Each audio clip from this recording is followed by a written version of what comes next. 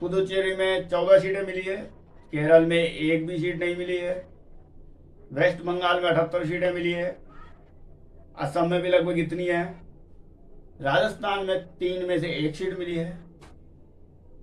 और चुनाव संपन्न हो चुके हैं। क्या कारण है कि आज भारतीय जनता पार्टी को कम सीटें मिली है, कांग्रेस को कई जगह सीटें ही नहीं मिली है? क्या कारण है?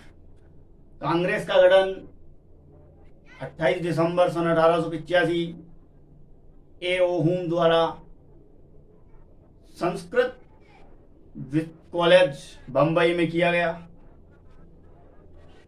काफी पुरानी राजनीतिक पार्टी है, गांधी जी के सिद्धांतों को मानती है पर मानती नहीं है। मतलब गांधी जी के सिद्धांतों को मानने का दावा करती है पर गांधी जी के सिद्धांतों को मानती नहीं है। अगर आप गांधी जी के सिद्धांतों को पढ़ना चाहते हैं तो यह किताब पढ़िए, सत्य के मेरे प्रयोग। आप किताब पढ़ेंगे तो आप जानेंगे कि कांग्रेस और गांधी जी के विचारों में कितना अंतर है। कांग्रेस के एक और महान लीडर थे, ये रहे। उन महान लीडर की ऐसी 11 किताबें हैं जिनमें उनके सारे लेटर हैं। इस लेटर को आप पढ़ोगे, गांधी जी ने कभी भी ये नहीं कहा कि हम सत्ता प्राप्त करेंगे उसके बाद परिवर्तन होगा। नेहरू जी ने यह कहा कि पहले हम राजनीति में घुसेंगे उसके बाद परिवर्तन करेंगे। तो दोनों की विचारधारा अलग। आज स्थिति यह हो रही है कि संविधान लिखा गया है केवल दिखाने के लिए। संविधान में लिखा हुआ है कि मुख्यमंत्री हो या प्रधानमंत्री हो, सर्वदलीय जो भी दल जीतता है उसका नेता जो बनता है, यानी कि विधायकों और सांसदों द्वारा जो व्यक्ति अपने प्रतिनिधि के रूप में नियुक्त किया जाता है या चुना जाता है, उसको राज्यपाल या राष्ट्रपति निर्वाचित करते हैं, नियुक्त करते हैं।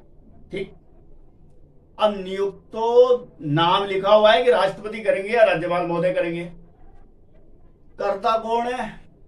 अगर वास्तविकता में ऐसा निर्वाचन होता है तो राजस्थान में ऐसा ही हुआ था क्या? मैं पूछना चाह रहा हूं आपसे, ऐसा हुआ था क्या? होता है क्या? राजस्थान में सीएम बनते हैं तो उसकी परमिशन दिल्ली से मिलती है, जबकि 200 एमएलए तो राजस्थान में ही है। फिर दिल्ली में परमिशन कौन देता है? यहां संविधान का उल्टा हो रहा है। जनता ने विधायकों को चुना, विधायकों ने व्यक्ति को नहीं चुना, पार्टी के प्रमुख ने व्यक्ति को चुना। तो क्या संविधान के अनुसार कार्य हो रहा है क्या? बिल्कुल नहीं हो रहा। आज बात करते हैं बीजेपी के प्रदर्शन की। बंगाल में सीटें जीती, बहुत कम जीती। कारण क्योंकि वहां बांग्लादेशी और रोहिंग्या ज्यादा है। उनको भारत से मतलब नहीं है, उनको भारत में कैसे रहना है उस चीज से मतलब है। तो वो बेनिफिट उनको अपोजिशन यानी दूसरी पार्टी देगी जो देती आई है, इसलिए वो टीएमसी के साथ है। दूसरी बात करें केरल की, केरल का भी बीजेपी को साथ सपोर्ट करता ही नहीं है, क्योंकि केरल में बीजेपी के स्थानीय कार्यकर्ता नहीं है। और मैं हाथ जोड़कर बीजेपी के जितने भी बड़े पदाधिकारी हैं उनको मैं एक ही संदेश देना चाहता हूं। अमित शाह जी, मोदी जी, आप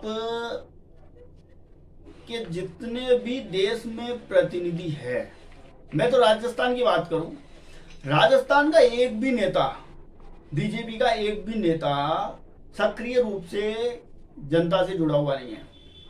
सब जनता से दूर है, जनता के मुद्दों से कोई मतलब नहीं है। यहाँ तो एमएलए का चुनाव भी मोदी जी के नाम से लड़ेंगे, एमपी का चुनाव भी मोदी जी के नाम से लड़ेंगे, स्थानीय चुनाव भी मोदी जी के नाम से लड़ेंगे। तो भाई मोदी जी, आप राष्ट्रीय स्तर के नेता है, आप राष्ट्र का विकास देखेंगे।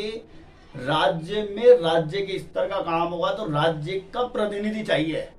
हर राज्य में स्थानीय प्रतिनिधियों को बढ़ाएं, तब ही भविष्य में बीजेपी का प्रतिनिधित्व बढ़ेगा। आज हो ये रहा है कि जितने भी देश में नेता है बीजेपी के, वो सब केवल मोदी जी और अमित शाह जी के नाम से ही अपनी सत्ता पाना चाहते हैं, जो बिल्कुल भी संभव नहीं है। केंद्रीय शक्ति का अपना एक अलग महत्व होता है और स्थानीय नेताओं का अपना अलग महत्व होता है। आज अगर स्थानीय कम्युनिकेशन अच्छा होता तो इससे ज्यादा बेटर प्रदर्शन बीजेपी का होता।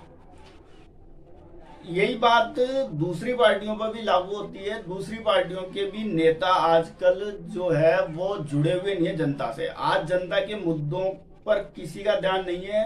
आज ऐसे कई मुद्दे मैं आपको अभी गिना सकता हूं जिनके बारे में किसी को कोई मतलब नहीं है।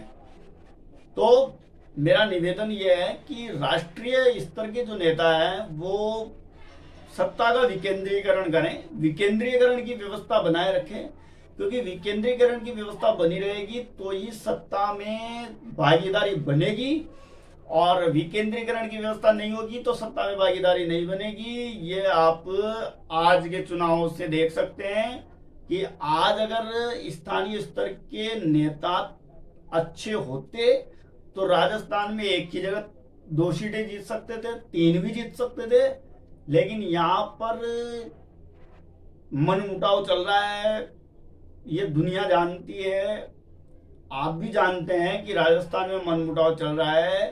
राजस्थान में बीजेपी मतलब सीएम का एक कैंडिडेट, कांग्रेस मतलब सीएम का एक कैंडिडेट, नव युवकों का कहीं कोई ठिकाना नहीं है।